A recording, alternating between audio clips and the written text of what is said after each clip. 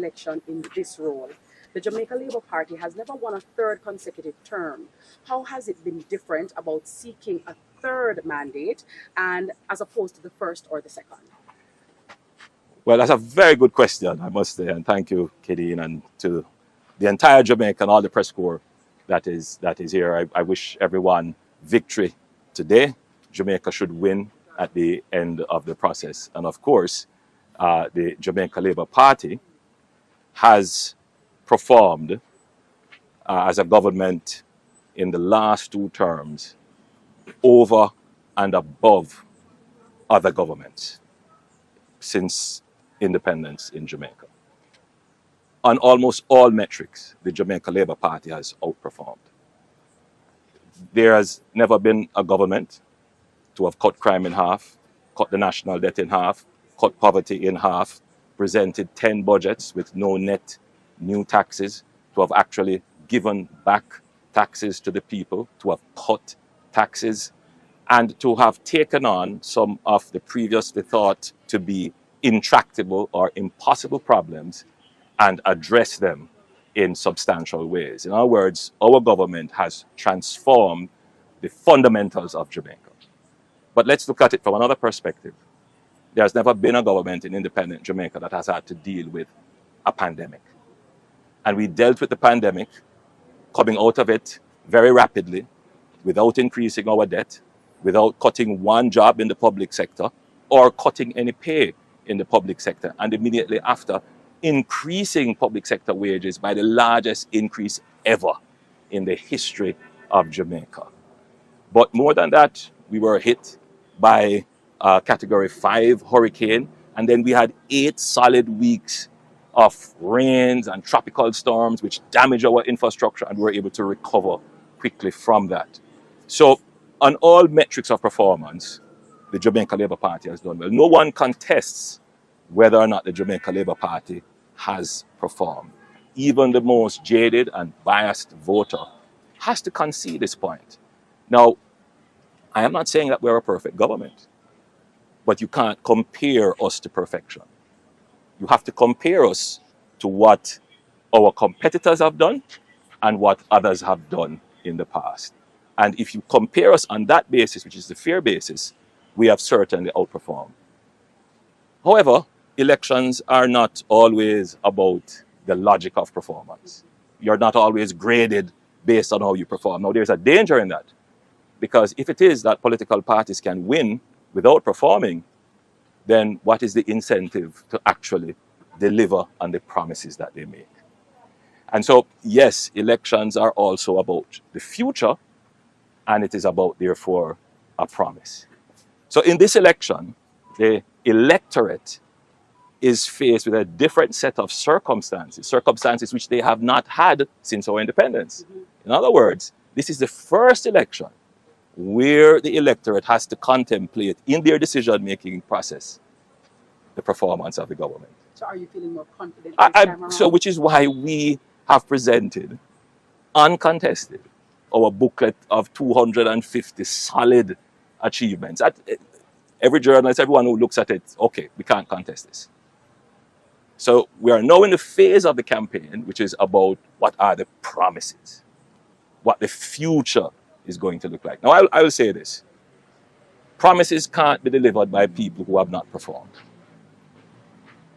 To take a promise from someone who has not delivered or has a track record of not delivering, you're gambling.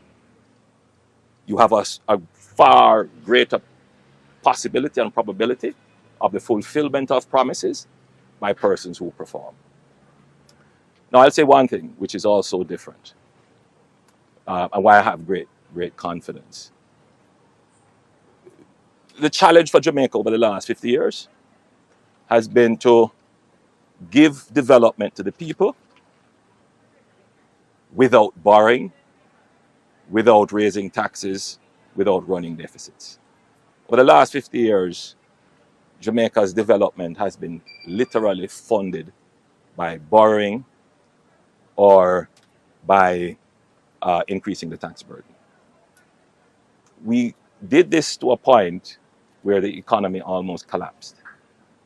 And in 2009, the Bruce Golding-led administration was at the helm when we faced the deepest, darkest moment of going off that cliff. And we took the decision to end the high interest rate policy and to introduce fiscal discipline. We worked with the IMF to create a kind of social cooperation around this. And give the PNP credit, they continued this. And today, we have a solid fiscal economy because we also took it over and deepened it. So what Jamaica can claim, entire Jamaica, is that we now have fiscal rules and good management of the economy. This is what, as a nation, we have fought for. This was tested in this election.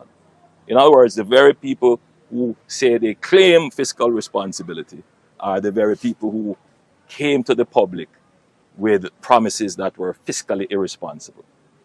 And so this election is a test as to whether or not the public has moved away from promises that are fiscally dangerous, meaning promises that will take you back to either increasing debt or increasing taxes or tanking the economy. And so a lot of what was promised by the PNP flew directly in the face of what they claim to be the father of, which we know they are not the father. The DNA test was done and they are not the father of that. So, but they had a part in the upbringing of the child, so to speak.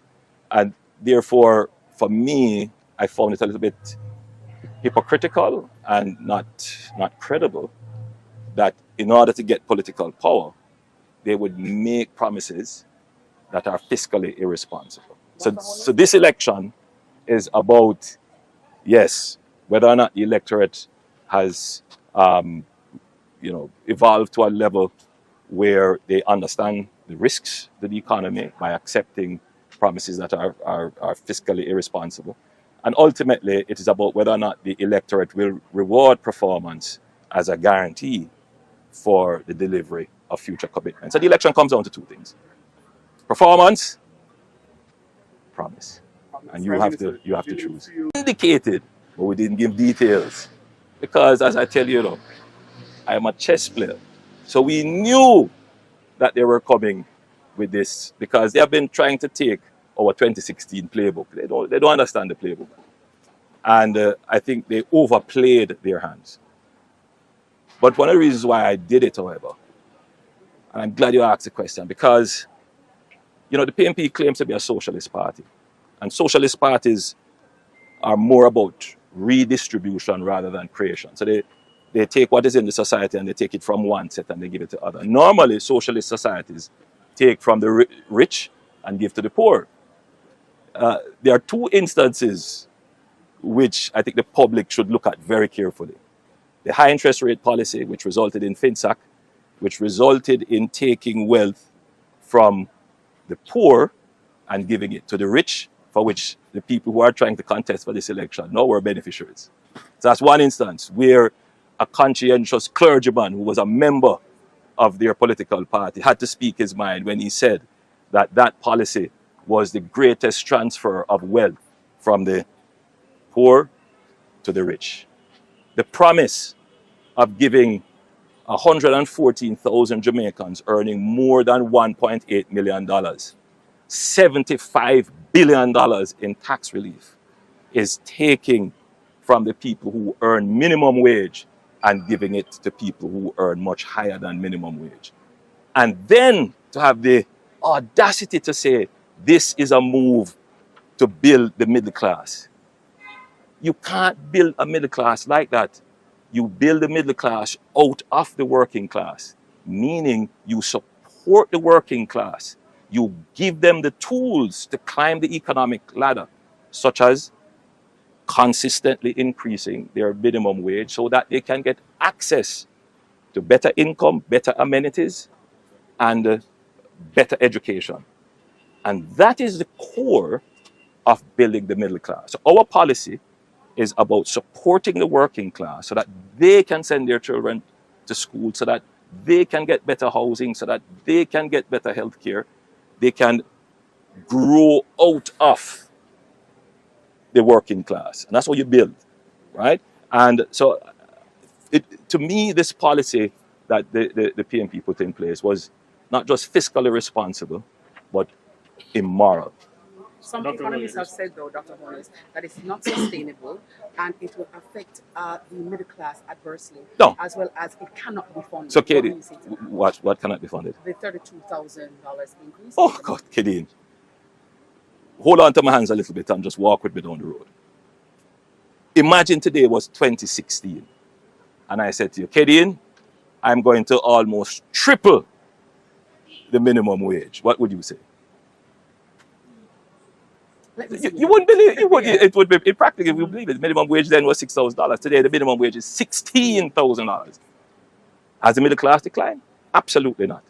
Has there been any loss in job? No. We moved from 7.2% unemployment to 3.3% unemployment. In fact, in 2016, we were 13% unemployment. Where now unemployment has grown. Listen, there are a lot of people who talk, but have very limited understanding of where we are in the economy. Even if the government did not increase the minimum wage, firms are now at the point where they have to contemplate paying people higher in order to attract more labor into the labor force. You see, the PNP doesn't understand this, and those who are talking, they don't understand where the economy is. There are 50,000 unemployed Jamaicans. 50,000.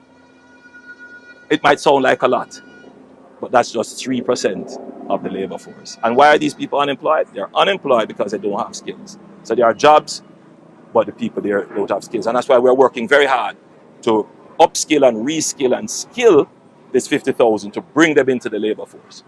But you will eliminate that very quickly. And then you're going to get to a point where your economy needs to expand. Where is the labor going to come from?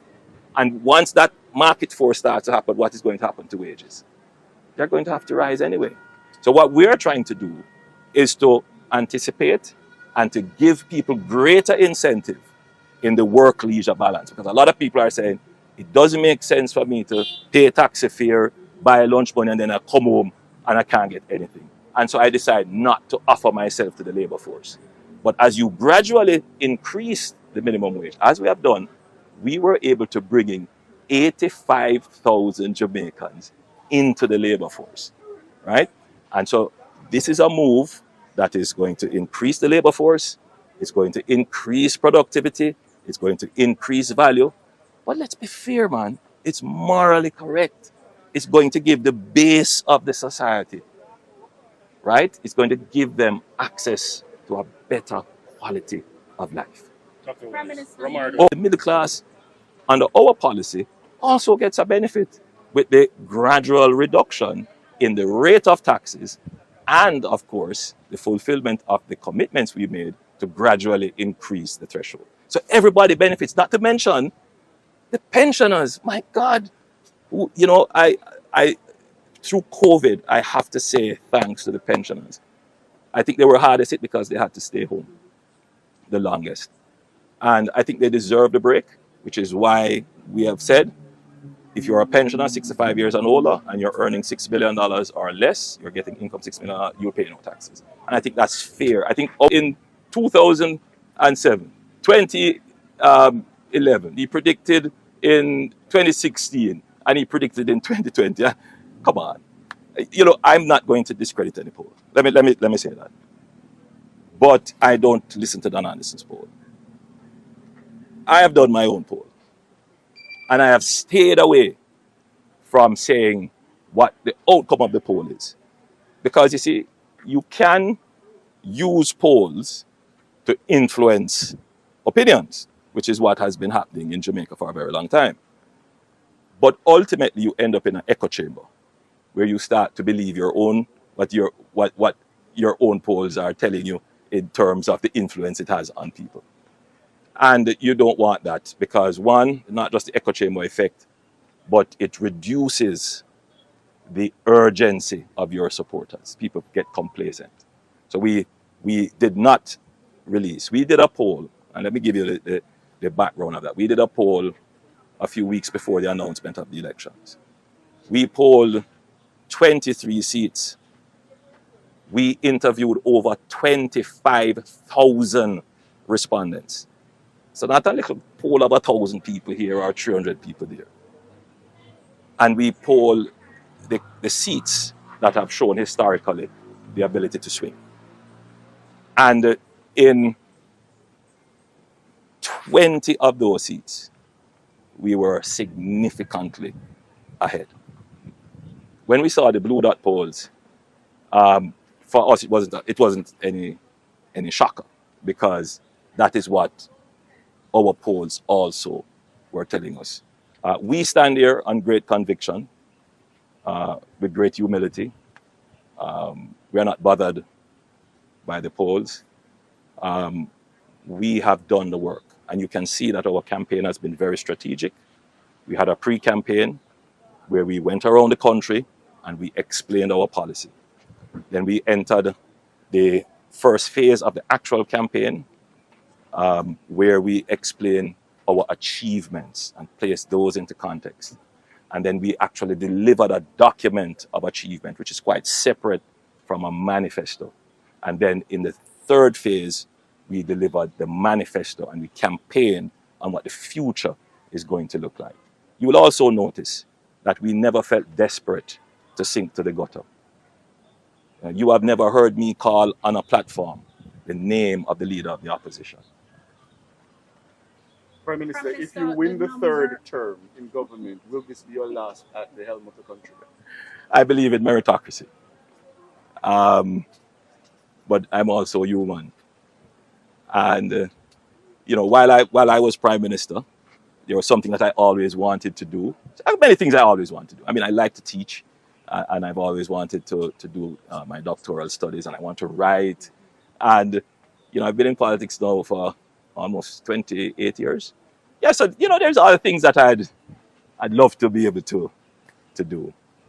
But for me, the greatest pleasure is serving the nation, serving my family. Yes or no, Prime Minister? It is, I always want to serve my family if they have me. That's what I'm built for. And I started at 18, but I came officially in politics in 25. So more than half my life has been dedicated to this. Yeah. Prime Minister, you looked at the numbers when you came in.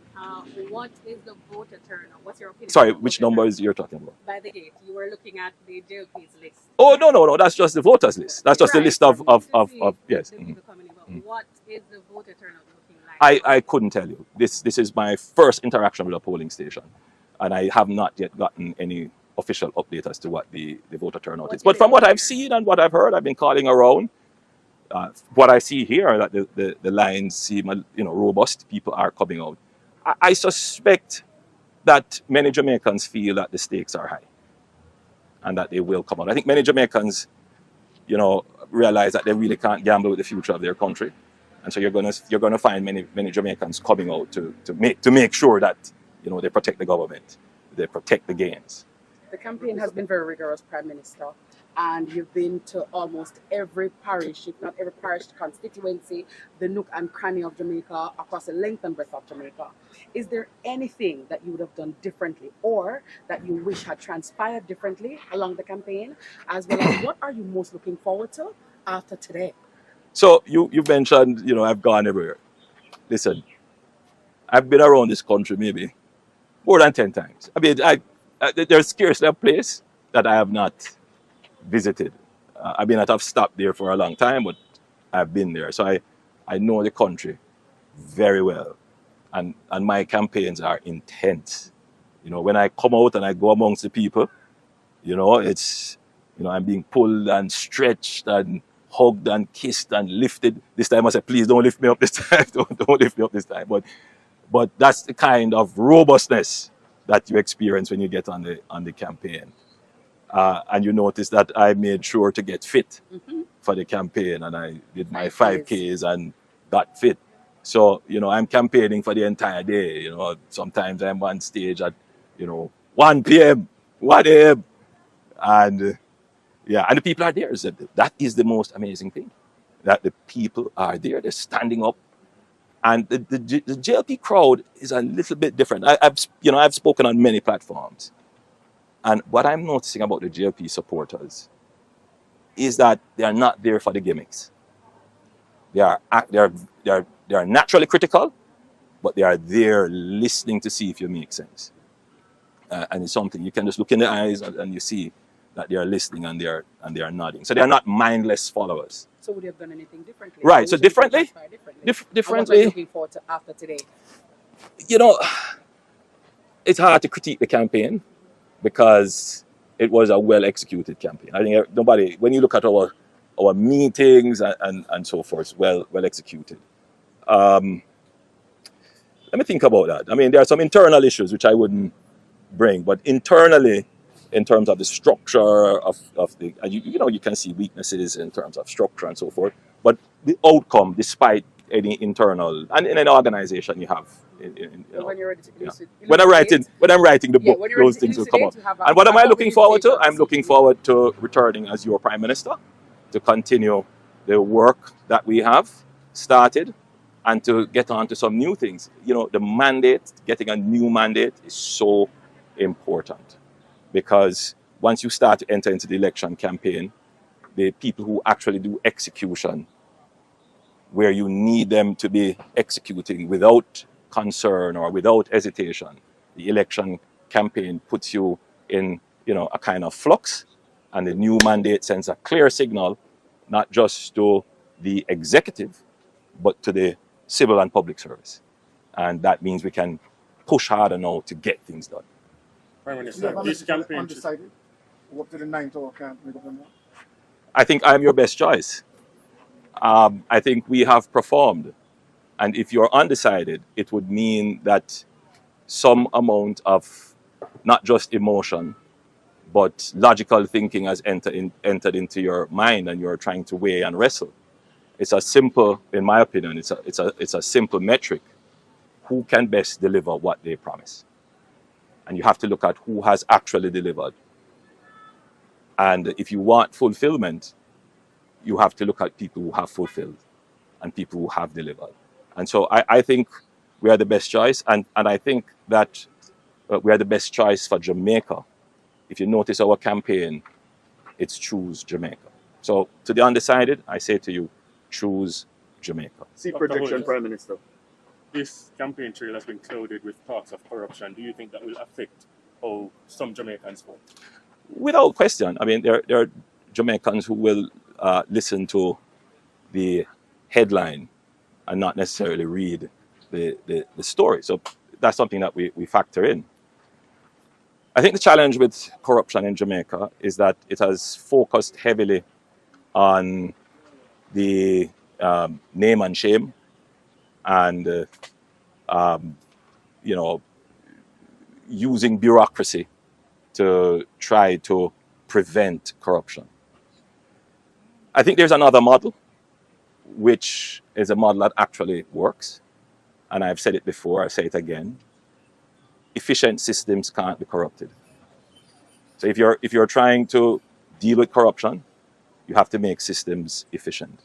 And to make systems efficient, you want quick delivery of results, you want systems that are integrated, you want transparency, and you want a fair process of adjudication. So we are looking to, as we have announced, our speed program and increasing the efficiency of our public bureaucracy. And I think that is where you're going to get the greatest gains against corruption.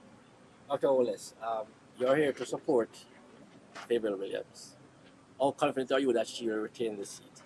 Favour has been a very good Minister of Finance, I must say.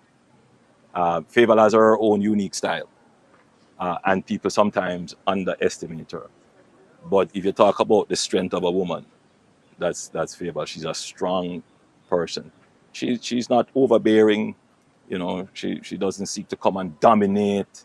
She's very humble. But people tend to not realize, that Favour is a brilliant lady. Favour is a Harvard graduate. Favour, not that means, but what I'm saying is she's academically accomplished.